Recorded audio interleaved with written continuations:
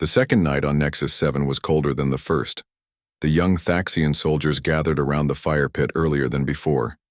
They wanted good spots to hear General Zarek's next story. The flames burned bright blue tonight, fed with special wood from the nearby forests. General Zarek arrived as the last of the 3 moons rose above the horizon. The soldiers straightened their postures as he approached. He carried a small metal box under one arm. "Last night I told you about first contact with humans," said Zarek as he sat down. "Tonight I will tell you something more personal. I will tell you why I owe my life to these Deathworlders." He placed the metal box on the ground beside him. The young soldiers watched it with curiosity.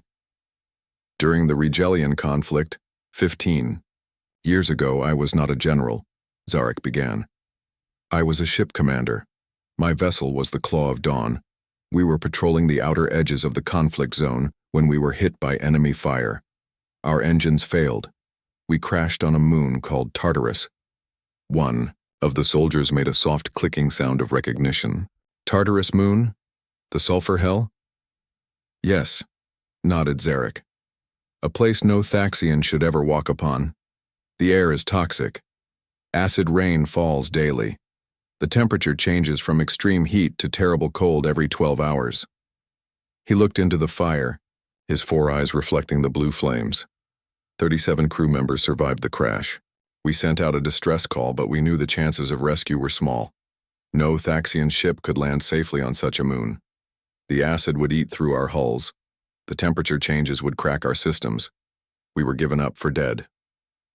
Zarek opened the metal box and took out a strange object. It was a piece of burned and melted material. The soldiers could not identify it. "This is part of a human exosuit," said Zarek. "It once belonged to a human named Dane Garcia. She was the captain of a small mining vessel called the Endeavor." He passed the object around carefully. Each soldier touched it with respect. The Endeavor picked up our distress signal. They were not a military ship. They were not even a rescue vessel.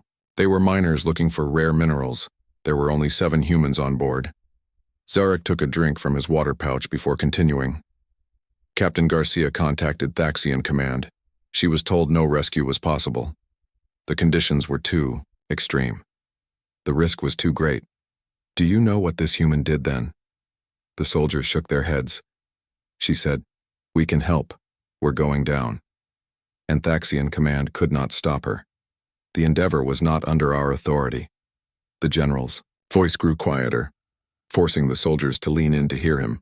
The humans had industrial exosuits for mining in harsh conditions, not military grade, not designed for Tartarus. But they landed anyway, during the brief twilight period when conditions were slightly less deadly. Zarek stood up and paced around. "The fire pit. I was injured in the crash. I could not walk. I watched from our broken ship as 7 humans trudged across terrain that melted their boots. The sulfuric acid rain began to fall. It burned through their protective suits. Still they came." He stopped pacing and faced his soldiers directly. "The humans reached our ship. They carried medical supplies, oxygen, and protective gear. They worked without stopping. They lifted Thaxians twice their size and carried them through acid rain back to their ship. Their skin burned, their lungs suffered, but they did not stop."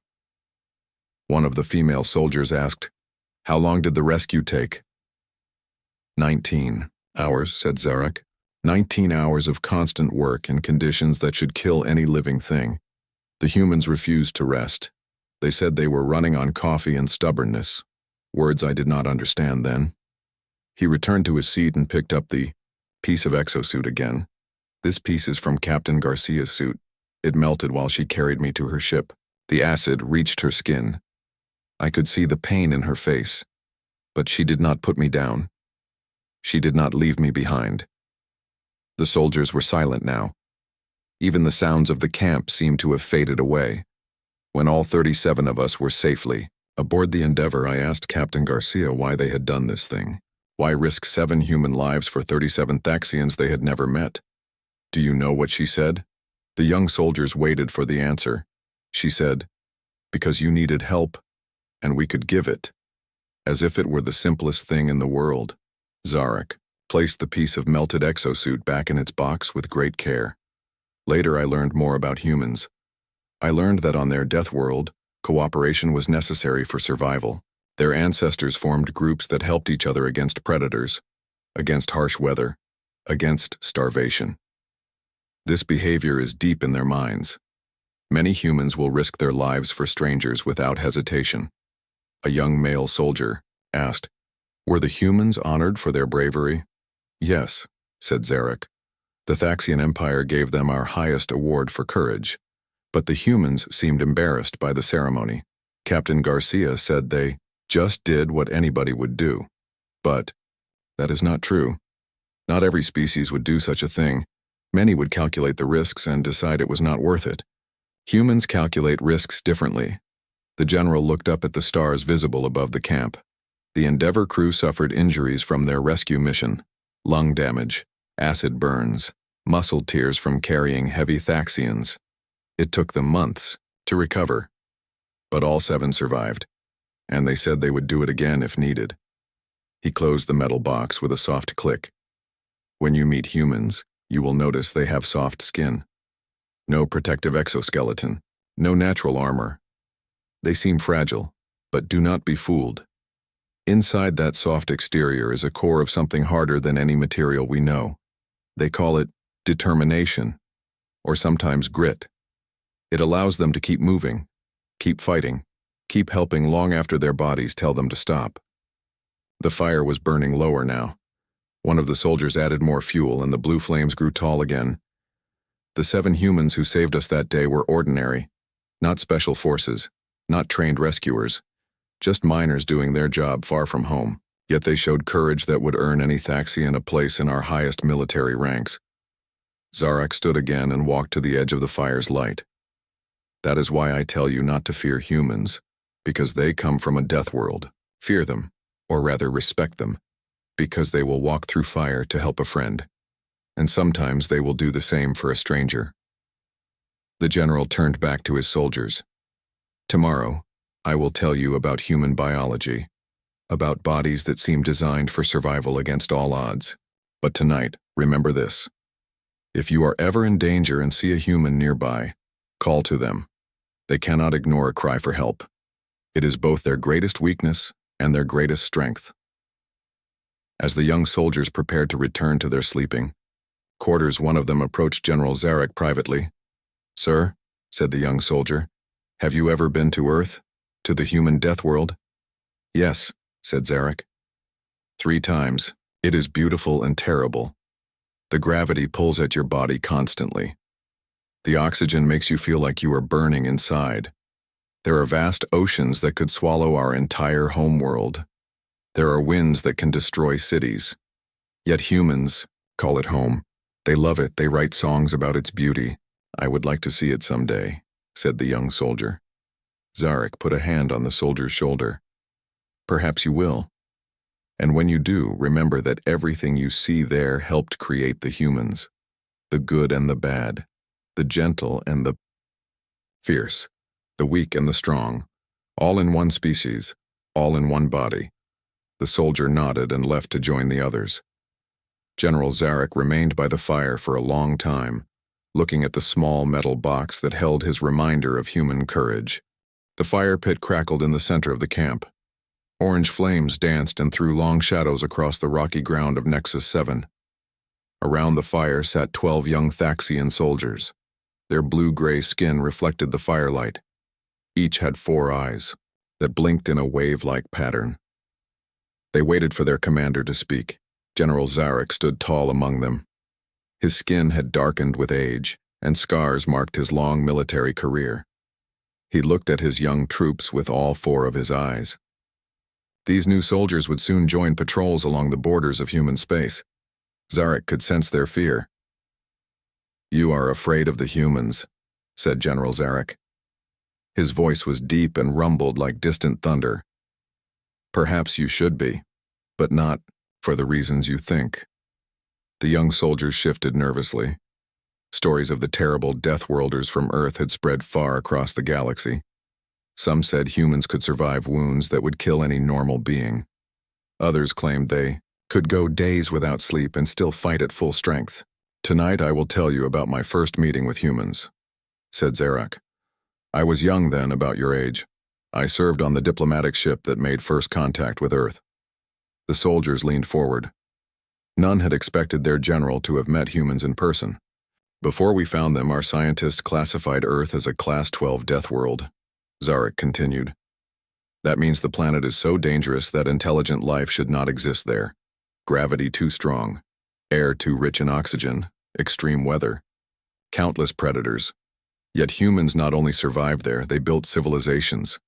Zarak poked the fire with a long stick. Sparks flew up into the night sky.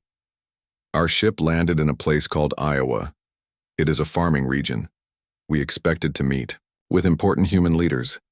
Instead, we were greeted by a single human male. His name was Frank Miller. One of the young soldiers raised a hand.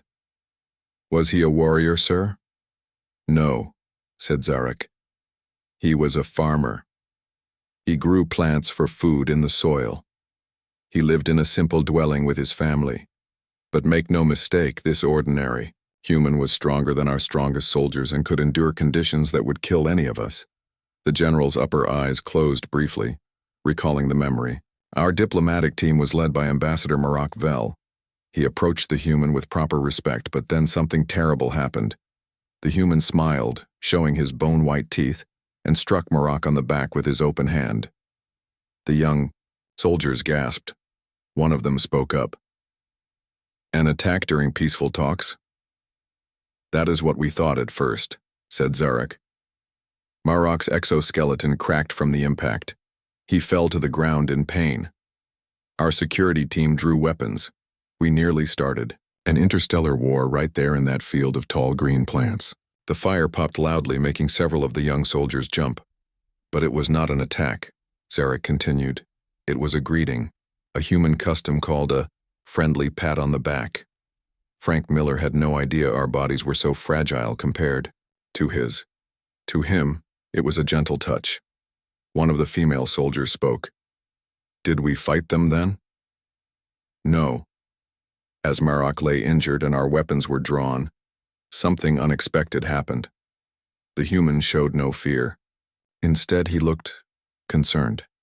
He approached Marak, ignoring our weapons, and tried to help him. When he realized he had caused harm, his face changed. He made sounds we later learned were apologies. Zarak stood and paced around the fire pit. Then, more humans arrived. Among them was a female named Dr. Susan Bell.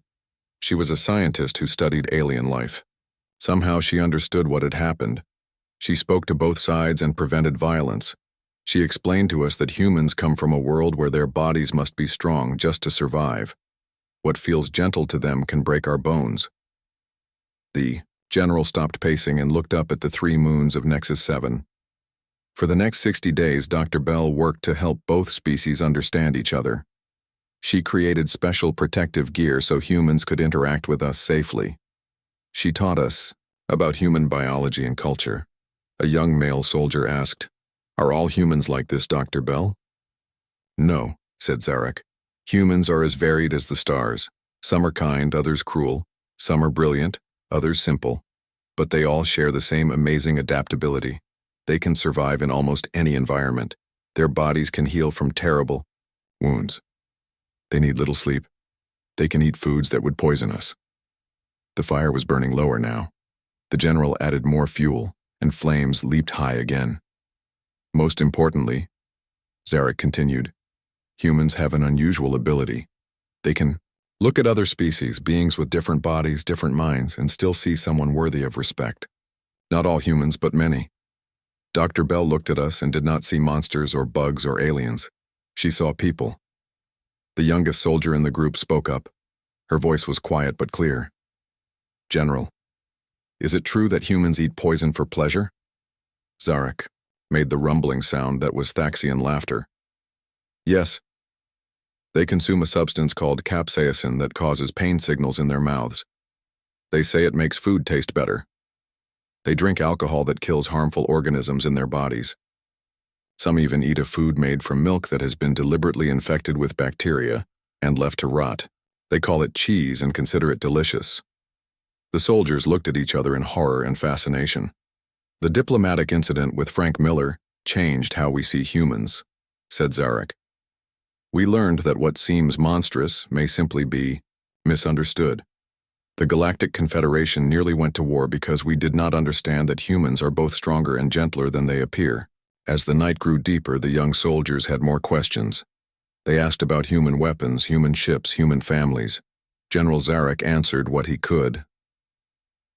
Remember this, he said finally. Humans are dangerous, yes, but they are dangerous in the way a powerful tool is dangerous. In the right hands, with the right purpose, they can achieve wonders. In the wrong hands, they bring destruction. And unlike a tool, each human decides for itself which path to follow. The general looked at each of his soldiers in turn. Tomorrow, you will learn about a different side of humans, about their courage and their strange willingness to risk everything for others, even aliens they have just met. For now, sleep well and think about what I have told you. As the young Thaxians left the fire pit for their sleeping quarters, they walked differently than before. There was still fear in them, but now there was curiosity too. They had much to learn about the strange Deathworlders they would soon meet. The fourth night on Nexus 7 was windy. The fire pit flames danced wildly, casting moving shadows across the rocky ground. The young Thaxian soldiers huddled closer to the fire than usual, their four eyes blinking against the occasional spark. General Zarek arrived with nothing in his hands tonight. He sat in his usual place and waited for the wind to die down before speaking. I have told you about human bodies, he began. Tonight, I will tell you about human minds. This is where their true strength lies. The soldiers leaned forward. They had been impressed by human physical abilities. What could be more remarkable than that? The greatest power of humans is not physical but mental, said Zarek. They possess a psychological resilience that other species find hard to understand. He pointed to the night sky where stars shone between fast-moving clouds. Let me tell you about the Void Station disaster. 7 years ago, a space station in the Arcturus system suffered a catastrophic failure. The main habitat ring was exposed to vacuum. Emergency doors failed to close. The wind died down slightly and Zarek continued. A human security officer named Kevin Porter was on duty. He knew that without sealed doors, everyone on the station would die. He also knew that the doors had to be closed manually, one by one. The general paused, letting the story build. Porter had less than 2 minutes before he would lose consciousness in the vacuum. He had no spacesuit, no protection, just the air in his lungs and the determination in his mind. One of the soldiers asked, "What did he do?" "He ran into the vacuum," said Zarek simply. He held his breath, ignored the pain as his body fluids began to boil, and closed the first door, then the second, then the third. The soldiers were silent, picturing the scene. By the 17th door, his time was up, his lungs were bursting, his skin was swelling. His blood was boiling in his veins. But he closed that door too. He saved 412 people, including 29 Thaxians. Then he died. A young female soldier spoke softly. He sacrificed himself. Yes, said Zarek, but what makes this remarkable is not just the sacrifice. Many species are capable of that. It was the absolute certainty with which he made his decision. Security recordings show he never hesitated, not even for a second. He assessed the situation, calculated what needed to be done, and acted. No fear, no doubt. The wind gusted strongly and the flames bent sideways. Humans evolved on a planet where they were neither the strongest nor fastest predators, continued Zarek when the wind calmed again. They developed instead an unmatched ability to assess threats, adapt strategies, and improvise solutions under extreme pressure. He tapped his head with one finger. Their brains take up more energy than any other organ. They are always thinking, planning, imagining. While other species rely on instinct or programming, humans can create entirely new solutions to problems they have never seen before. One of the soldiers asked, "Is this why they build so many different tools?" "Exactly," nodded Zarek. "Humans are not the strongest, so they build machines to be strong for them. They are not naturally armored, so they create armor. They cannot fly, so they build ships. Their creativity seems to have no limits. The fire crackled as someone added more fuel. But there is something even more unsettling about human minds, said the general. Something that makes them dangerous and valuable as allies. They can understand emotions in other species. The young soldiers looked at each other. This seemed impossible. Let me tell you about Ambassador Nicole Reyes, continued Zarak. 10 years ago, the Thaxian Empire and the Drelixi Collective had been at war for over 3 centuries. Billions had died. Neither side would surrender. He looked into the fire as he spoke. The humans sent Ambassador Reyes to mediate. She had no military power, no threats to make, no bribes to offer, just words, just understanding. The wind died, completely now, as if the night itself was listening. In 60 days, she negotiated a peace that has lasted until today. She found values that both sides shared but had forgotten. She appealed to concepts that neither side fully recognized in themselves. A young male soldier raised his hand. How did she do this? Humans call it empathy, explained Zarak. They can imagine themselves as others. They can feel what others feel. They can think what others think. Not perfectly, but better than any species we know. He stood and paced slowly around the fire. Our most sophisticated artificial intelligence cannot predict human behavior with certainty.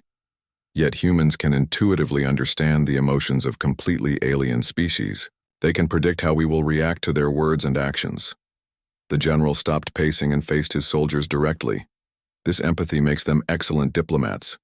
It also makes them terrifying warriors. They can guess what you will do before you do it. They can find your weaknesses. They can use your own emotions against you. One of the older recruits spoke up. Is this why humans are put in charge of mixed species teams? Yes, said Zarak. They can understand all members of the team in ways we cannot understand each other. They can predict conflicts before they happen. They can build trust between species that have nothing in common. He returned to his seat by the fire. But there is a cost to this ability. Humans feel everything very deeply. Joy, sorrow, love, hate, fear, hope. Their emotions are as powerful as their bodies are durable. This can be a strength or a weakness. The fire was burning low now. Shadows grew longer around the camp. Let me tell you about human motivation, continued Zarak. This is perhaps the most important thing to understand about them. The soldiers waited in silence. Humans are driven by concepts our languages struggle to translate. They call them hope, faith, and spite. The last is perhaps the most dangerous. He leaned forward, his face lit by the dying fire. Hope is their belief that things can get better, even when all evidence says otherwise. Faith is their trust in things they cannot see or prove. And spite is their determination to succeed specifically because someone said they could not. A young soldier asked, which is strongest? Zarak made the rumbling sound of Thaxian laughter. It depends on the human. Some live for hope. Some die for faith. Some fight hardest out of spite. Never assume you understand what motivates a specific human. They are as varied as the stars. He gestured to the night sky. There is a human saying, the best revenge is living well. Many species seek revenge through violence. Humans can be satisfied by simply succeeding where others thought they would fail. It is a kind of psychological warfare they practice even against themselves. The general stood again as the fire dwindled to embers. Tomorrow we begin training exercises with human peacekeepers. You will work alongside them. You will eat with them. You will learn from them. Remember what I have told you about their bodies and their minds. He looked at each soldier in turn. Do not fear them for coming from a death world. Respect them for what that world has made them. They can be the best allies or the worst enemies. The choice is often yours, not theirs. As the young Thaxians prepared to leave, one asked a final question. General, you have told us about human strength, human courage, human minds. But what is their greatest weakness? Zarak was quiet for a moment before answering. Their greatest strength is also their greatest weakness. They care. They form bonds with anyone or anything. They can love other species as their own family. They can feel responsible for those they have just met. This makes them sacrifice themselves for others, sometimes unwisely. The wind picked up again, stirring the embers of the fire. If you earn a human's trust, they will die for you without hesitation. If you harm someone they protect, they will fight you beyond reason. They do not calculate the odds of success the way we do. They act from the heart as much as the mind. The general looked up at the 3 moons of Nexus 7. Tomorrow, I will tell you my final story. I will tell you why the Thaxian Empire, once wary of humans, now counts them among our closest allies. For tonight, remember this: a human alone is dangerous. Humans working together are unstoppable. And humans fighting for those they love are beyond anything you can imagine. The young soldiers walked back to their quarters, thinking about what they had learned. The idea of minds that could understand alien emotions was strange to them. The concept of fighting beyond logical limits was foreign, but they were beginning to understand why General Zarek spoke of humans with such respect. In their sleeping quarters, they talked among themselves late into the night.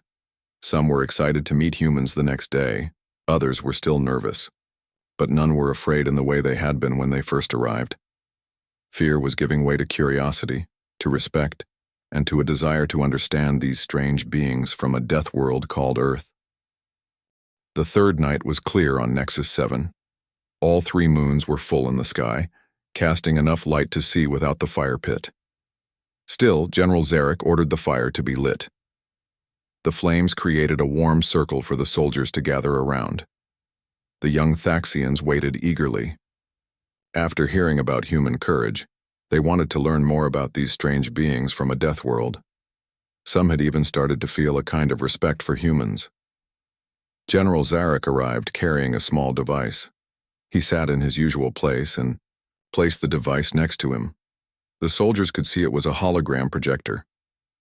"Tonight," said Zarek, "I will tell you about human biology, about bodies that seem weak but hide amazing strengths." He activated the projector. A life-sized image of a human appeared. It was a male with light skin wearing simple clothes. Next to it stood a Thaxian soldier for comparison. "Look at this human," said Zarek. "What do you see?" The soldiers studied the image. One spoke up. "No claws, no sharp teeth, no armor. Thin skin that would tear easily. Weak-looking limbs." "Yes," nodded Zarek. "And what else?"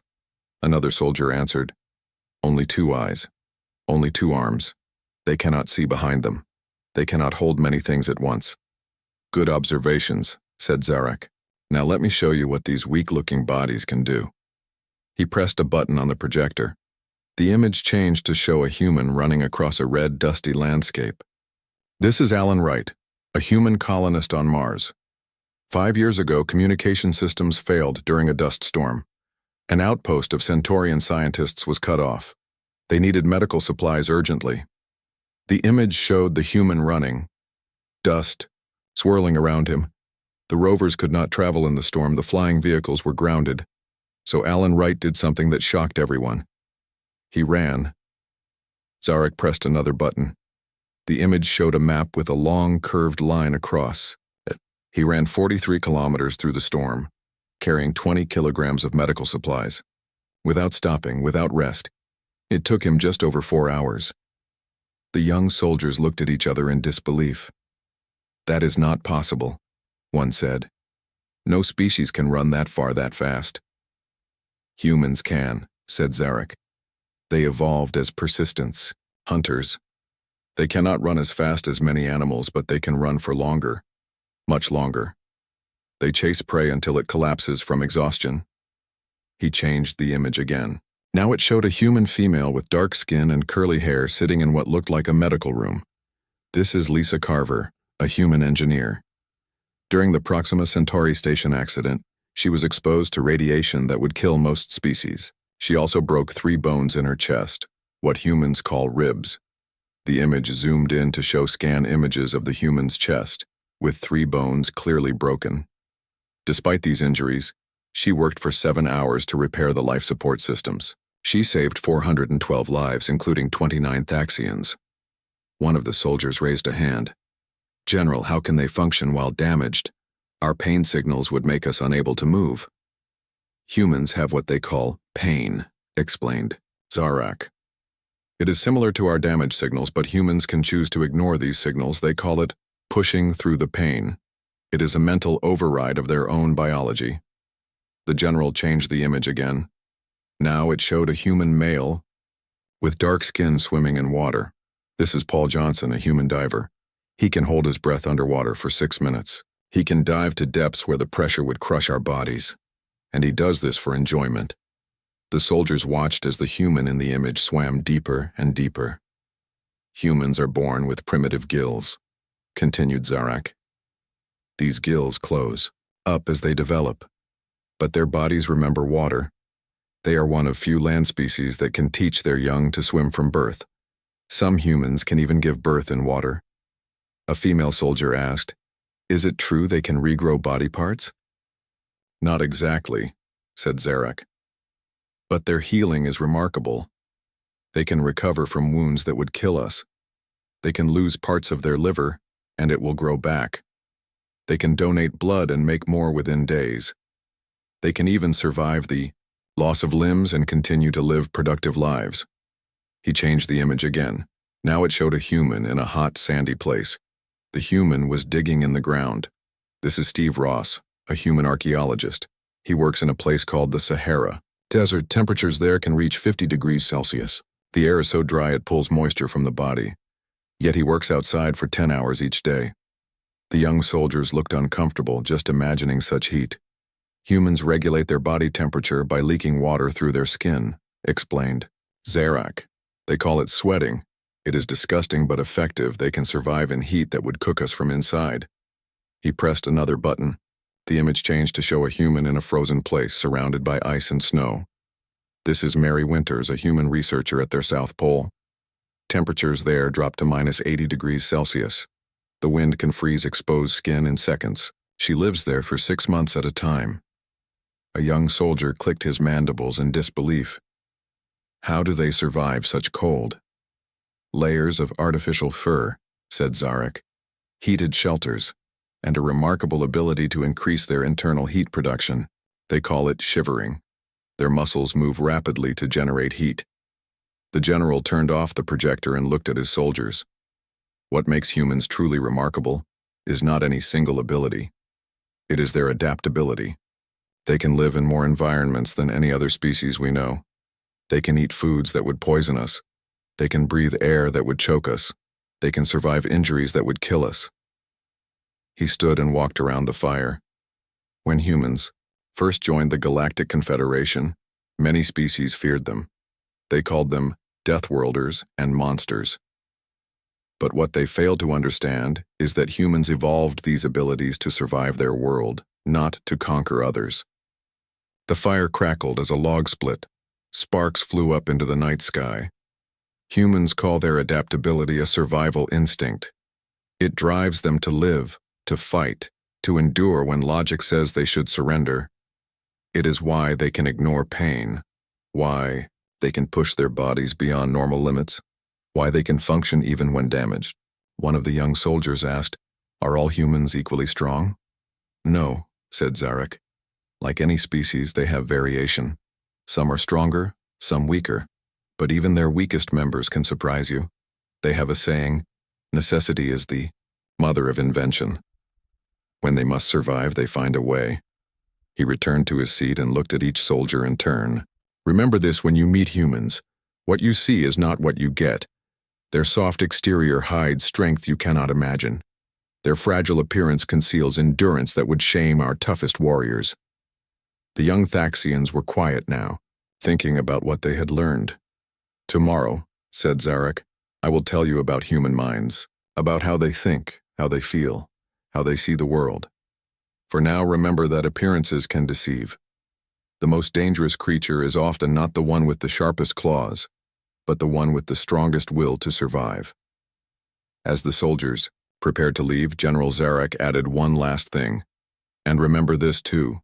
Human strength is not just in their bodies. It is in their communities. Alone, a human is remarkable. Together, they are unstoppable. That is why we are allies, not enemies. That is why we patrol with them, not against them. The young soldiers walked back to their sleeping quarters under the 3 moons of Nexus 7. Their fear of humans was changing. Now they felt a mixture of respect, curiosity, and perhaps a touch of envy for beings who had evolved on a world so harsh it made them nearly indestructible. The 5th night on Nexus 7 was perfect. No wind disturbed the flames of the fire pit. The 3 moons aligned in a rare formation that happened only once every 60 years. The air felt charged with energy. The young Thaxian soldiers gathered, early.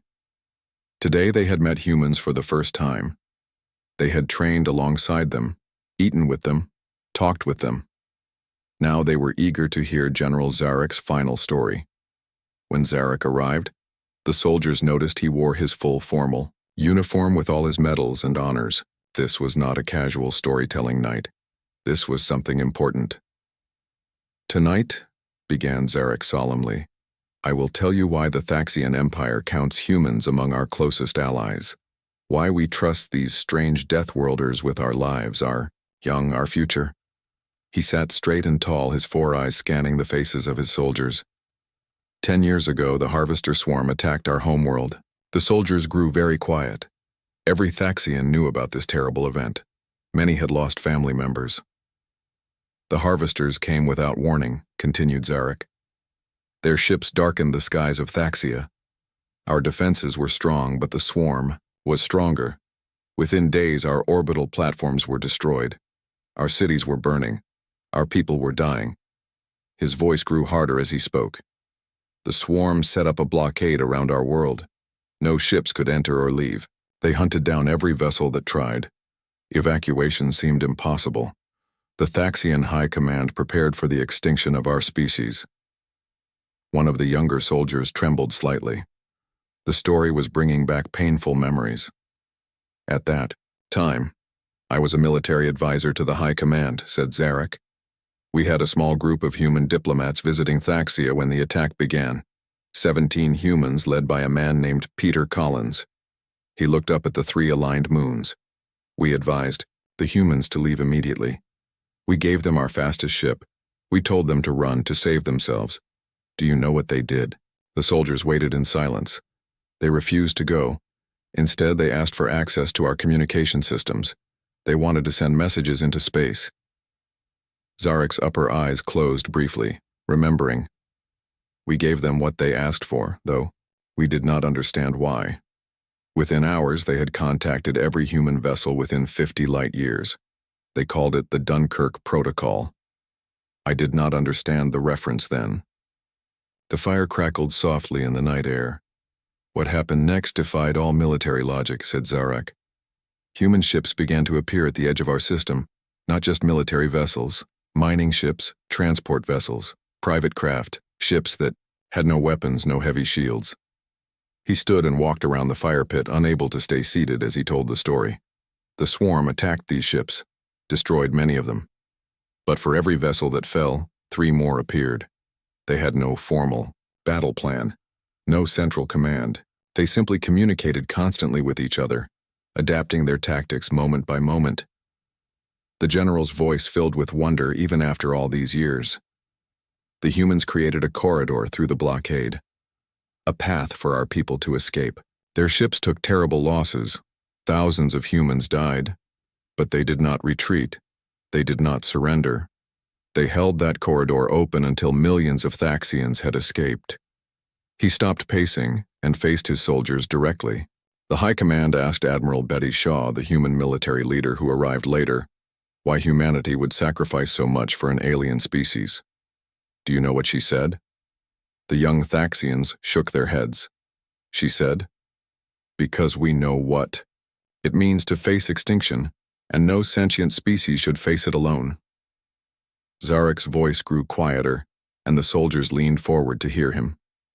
Later, I learned about human history, about how they had nearly destroyed themselves many times, how they had faced their own extinction through war, disease, environmental damage. They remembered those dark times. They vowed never to let another species face such a fate if they could help. He returned to his seat by the fire. The harvester swarm had never encountered such resistance before. They had conquered 17 worlds by isolating each species, preventing them from helping each other. But humans would not allow this. They called every ally they had. They broke the swarm's strategy. The general looked at each soldier in turn. In the end, the harvesters retreated to the outer rim. They had never been defeated before, but they had never faced humans before. And now they fear them. The fire burned bright under the 3 aligned moons. "This event changed everything in our galaxy," said Zarak. "It showed that humans' true strength is not their technology or their biology, but their ability to inspire cooperation, to make different species work together for a common goal." One of the soldiers who had been quiet all week finally spoke. "Today, I trained with a human named Sam Rivers. He was smaller than me, but he could run longer without rest. He taught me human fighting techniques. He was kind." Zarak nodded. "Humans can be fierce warriors and gentle teachers in the same day. It is part of their contradiction." Another soldier shared. "A human female named Kate Miller ate with me. She asked many questions about Thaxian culture. She seemed truly interested, not just being polite." "Humans are naturally curious," said Zarak. "They want to understand everything and everyone. It is how they learn and adapt so quickly." A third soldier added, "The humans made loud barking sounds when one of them fell during training. They called it laughter. They said it was friendly, not mocking." "Ah, human humor," said Zarak. "It is strange to us, but important to them. They use this laughter to build bonds, to release tension, to cope with fear or pain. You will hear it often when you work with them."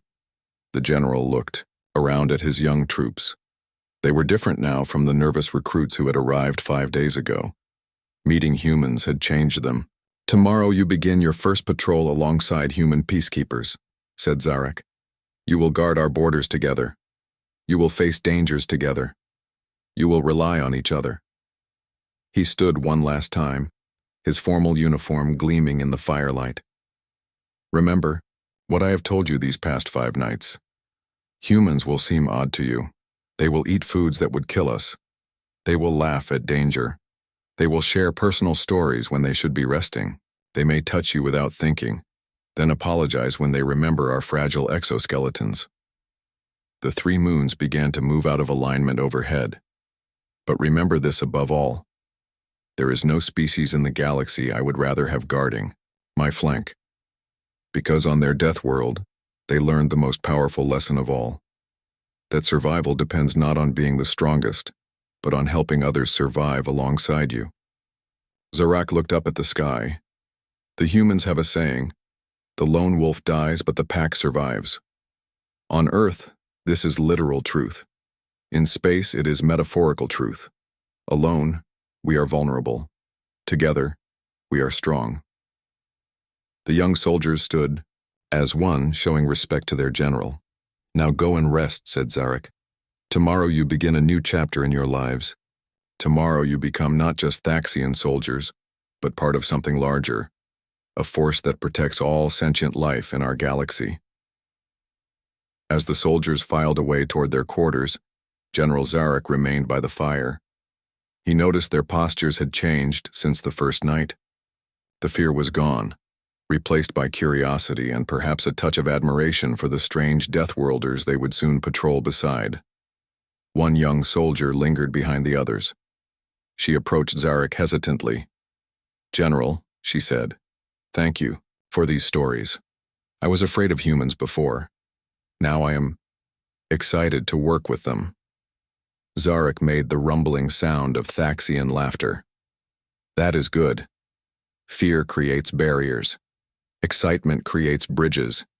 Humans build bridges everywhere they go. It is their way." The young soldier nodded and hurried to join her comrades. Zarak watched her go, then turned his eyes to the stars once more. He thought about Frank Miller, the farmer whose friendly Pat had nearly started a war. About Diane Garcia and her mining crew who risked everything to save strangers. About Kevin, Porter who closed 17 doors and vacuumed to save others, about Nicole Reyes who found peace where none seemed possible, about Peter Collins and the Dunkirk Protocol that saved a species, ordinary humans who did extraordinary things, Deathworlders who valued life above all else, contradictions that somehow made perfect sense. Zarek extinguished the fire with a hiss of steam. Tomorrow he would lead these young soldiers and their human counterparts on their first patrol together. It would be the beginning of many adventures, many challenges, many friendships. The galaxy was dangerous, but as long as species stood together, there was hope. And hope, he had learned from humans, was the most powerful force of all.